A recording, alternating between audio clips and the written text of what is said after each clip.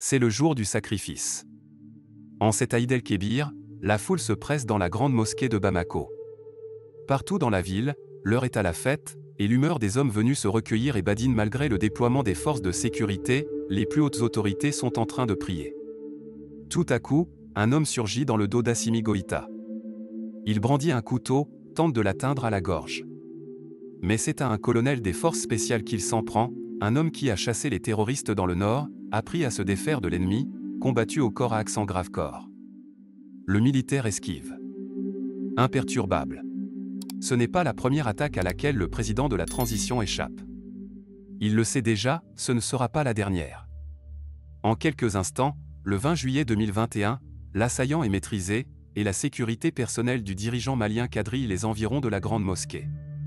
Que Dieu lui donne de la force, scande en Bamanankan quelques badauds lorsque Goïta s'éclipse. À son retour au palais de Koulouba, entouré de quelques fidèles, le rescapé relativise.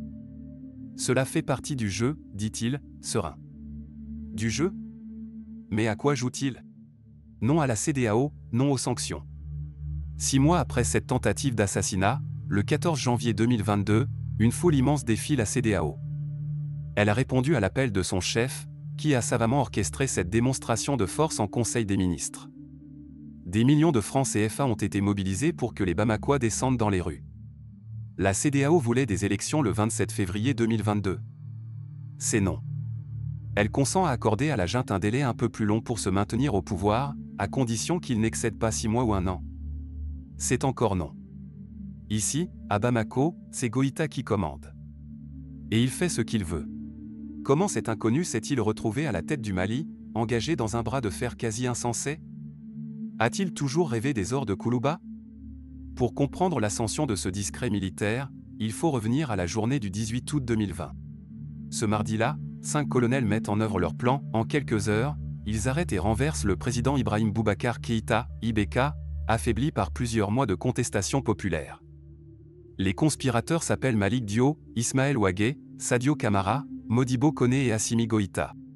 Les 3 derniers ont usé les bancs du Prytanée militaire de Kati, sont issus de la garde nationale et évoluent dans le cercle de certains des hommes les plus influents de l'appareil sécuritaire, Moussa Diawara, le patron de la sécurité d'État sous IBK, qui a étrangement disparu ce jour-là, le général Cheikh Fanta Madi Dembélé, un ancien de Saint-Cyr, qui s'est illustré dans plusieurs opérations panafricaines de maintien de la paix, et Ibrahima Daïrou Dembélé, l'ancien ministre de la Défense.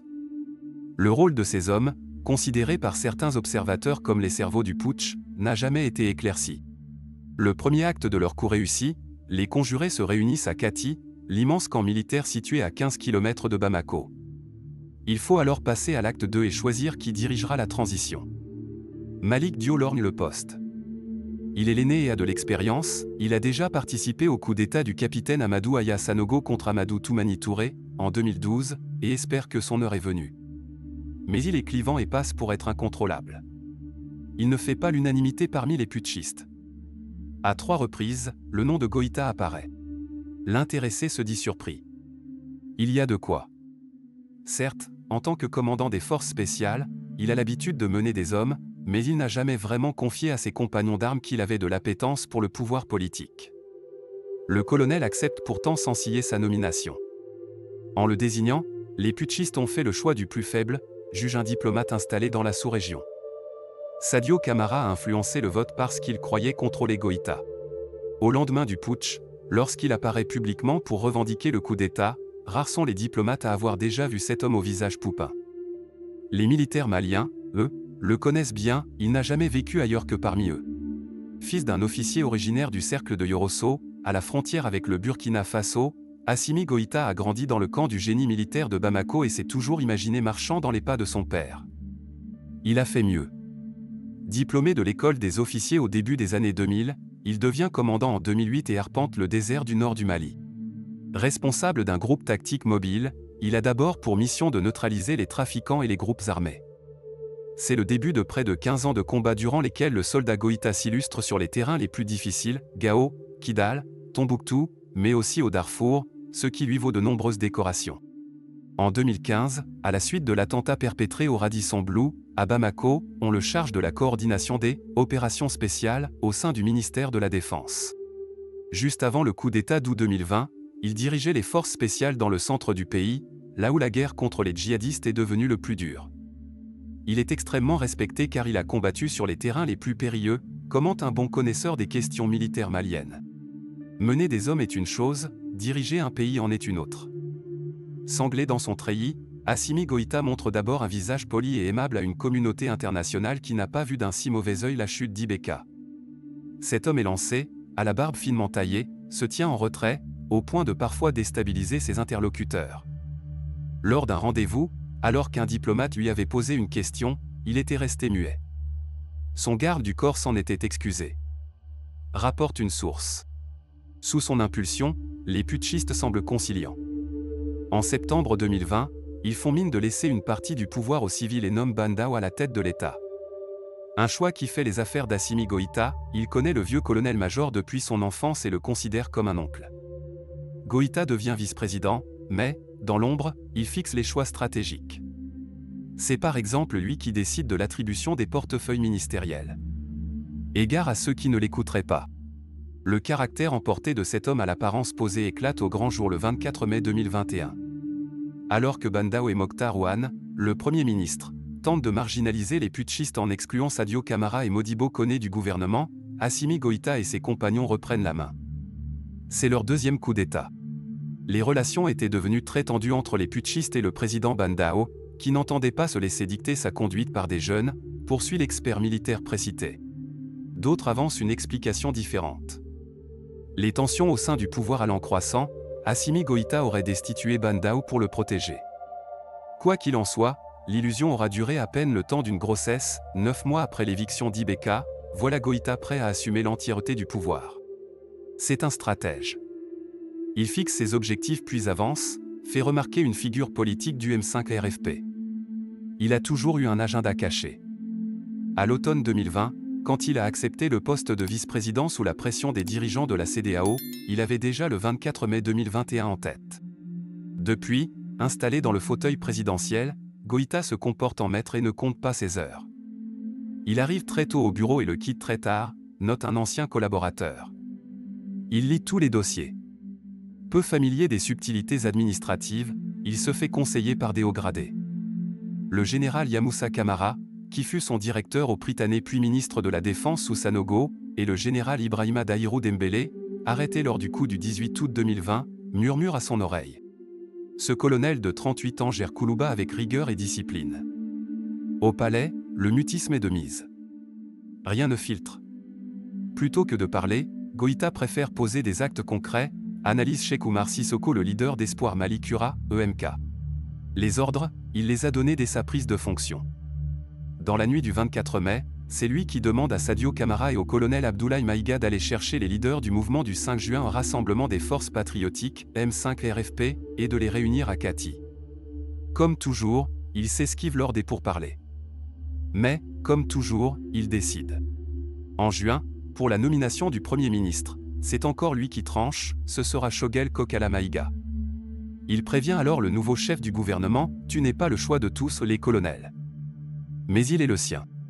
Contrairement à ce que tout le monde pense, Goïta est très intelligent. C'est un véritable joueur de poker, souligne un haut responsable de l'époque de la première transition.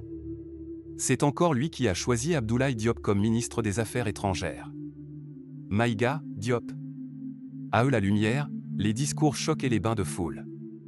Goïta préfère l'ombre, propice à la réflexion stratégique. Et il en faut, quand le combat devient plus âpre. Avec le second putsch, en effet, la pression et les sanctions se renforcent. En tête des mécontents, la France exige des militaires qu'ils rendent au plus vite le pouvoir. C'est mal évalué à quel point Goïta y a pris goût. Désormais, lui et ses hommes n'ont qu'un seul credo, ne se faire dicter aucune loi. Pour être puissant, la technique, apprise sur les bancs du Prytanée, est simple, il suffit de repenser les alliances. Paris est furieux. Moscou est bienveillant. Assimi Goïta favorise l'accélération du déploiement d'instructeurs russes dans le centre du Mali. Le rapprochement avec la Russie a été orchestré par Sadio Camara. Russophile assumé, le ministre de la Défense, qui a fait l'école de guerre de Moscou, en a été la tête pensante. Au point d'être un président bi, comme beaucoup l'imaginent, Camara est un poids lourd du régime, mais la stratégie militaire adoptée par le Mali est complètement assumée par Goïta. Personne ne l'y a contraint, assure un ancien collaborateur de la junte. Hormis au sommet de l'État malien, où l'on dément formellement avoir signé un contrat de quelque nature que ce soit avec une société de sécurité privée russe, nul ne sait combien de ces hommes sont déployés au Mali. Beaucoup les soupçonnent d'être des mercenaires liés à la nébuleuse Wagner. Le président de la transition n'a rien dit à ce sujet. Toutefois, sur le terrain, on constate que la présence de Wagner est effective, affirme Cheikh Oumar Sissoko. Ce simple soupçon suffit à déclencher les foudres de Paris, qui voient dans l'arrivée de ses rivaux à la réputation et aux méthodes controversées, ils sont accusés de violation des droits de l'homme, une menace pour ses intérêts. Après leur mainmise sur la Centrafrique, leur débarquement au Mali est inacceptable pour la France. Florence Parly, la ministre des Armées, proteste. Emmanuel Macron renchérit et menace. En face, Assimi Goïta ne cède pas. Il laisse ses lieutenants dénoncer le néocolonialisme et organiser des manifestations contre la présence française, flatte les sentiments souverainistes d'un peuple usé par une décennie de guerre et gagne en popularité. Dans ce contexte, le discours anti-français fonctionne. Et l'arrivée de nouveaux acteurs, les Russes, est porteuse d'espoir pour certains Maliens, observe un diplomate ouest-africain. L'intransigeance de Goïta fera même avorter le voyage du président français au Mali, à la mi-décembre 2021. L'homme fort de Bamako a compris que ce discours populiste le servait. Mais jusqu'à quel point souhaite-t-il changer la donne? Si certains voient en lui un nouveau Thomas Sankara, lui ne se réclame d'aucune idéologie révolutionnaire. À son tour, la CEDEAO s'est frottée à cet homme imprévisible, se heurtant à la même rugosité et à la même tactique. Quand, le 9 janvier, les poids lourds ouest-africains ont décidé de fermer leurs frontières, de suspendre les transactions commerciales et de geler les avoirs des dirigeants maliens, Bamako s'est tourné vers de nouveaux alliés pour contourner le blocus. La bienveillance des régimes mauritaniens et algériens comme celle de Mamadi Doumbouya, frère de putsch, en Guinée, qui a clamé qu'il laisserait ses frontières ouvertes, suffiront-elles à éviter l'asphyxie? La junte ne pourra pas résister à ces pressions économiques et financières, car elle ne sera plus en mesure de payer les salaires des fonctionnaires, estime un ancien collaborateur d'Ibeka. Ce n'est pas avec sa popularité ni en mobilisant la rue que Goïta réglera les problèmes du quotidien. Il n'a d'autre choix que de revenir à un calendrier électoral raisonnable. En coulisses, les canaux de discussion restent ouverts. Le chef de l'État togolais, Faure Essozimag Gnassingbé, qui, au sein de la CEDEAO, se montre le plus compréhensif envers la junte, tente discrètement de trouver un terrain d'entente. En contact direct et quasi permanent avec Assimi Goïta, il a fait, en plein blocus et alors qu'il rentrait de Banjul, une escale secrète à Bamako, dans la soirée du 19 janvier, pour s'entretenir avec le président malien. En rupture de banc sur la scène internationale, Assimi Goïta doit également jouer serré au sein de son cercle le plus proche. Selon plusieurs observateurs, 18 mois après le putsch d'août 2020, l'union des 5 colonels commence à se fissurer. Les anciens conjurés continuent de se réunir chaque jour pour discuter des questions stratégiques et de l'orientation de la transition, mais un climat de défiance s'installe. La puissance de Sadio Camara, en particulier, fait grincer des dents. La proximité du ministre de la Défense avec Modibo Koné, le patron des services de renseignement, inquiète d'autant plus que Camara contrôle 500 hommes. Goïta, lui, n'en dirigeait que 250 au sein des forces spéciales. Parallèlement, Ismaël Ouagué et Malick Dio ne cachent plus leurs ambitions. Selon certaines sources, ils étaient, au sein de la junte, les plus favorables à une prolongation de la transition. Certains voient même en Dio le successeur de Goïta. Les colonels affichent une unité de façade, analyse un haut cadre à Bamako. Pourtant, ces derniers mois, Goïta a confié la protection de Sadio Camara et de Malick Dio aux forces spéciales, son unité d'élite. Cela montre à quel point ils se méfient les uns des autres. Combien de temps Assimi Goïta peut-il tenir? Jusqu'où est-il prêt à aller pour rester à la tête du pays? L'ivresse du pouvoir peut gagner même les plus ascétiques des militaires. En juin 2021, lors de sa prestation de serment en tant que président, l'apparition de sa femme, Lala Diallo, couverte de bijoux en or, a fait jaser. Le colonel passait jusque-là pour un homme au train de vie modeste. Dès le début, on a senti qu'il était intéressé par le pouvoir, estime un diplomate onusien qui l'a côtoyé. Il faut reconnaître qu'il ne se débrouille pas trop mal, il a réussi à prendre la tête du coup d'État, puis à s'imposer en faisant un second. Il doit se sentir investi d'un destin. Même s'il finit par quitter Koulouba sous la pression internationale, il essaiera d'y revenir par la suite. Si vous appréciez la vidéo et le contenu que nous produisons sur cette chaîne, prenez un moment pour aimer, partagez vos réflexions dans les commentaires et vous abonnez à la chaîne. Activez les notifications pour rester informé des dernières nouvelles marquantes sur notre continent. Merci d'avoir regardé et à bientôt dans notre prochaine vidéo.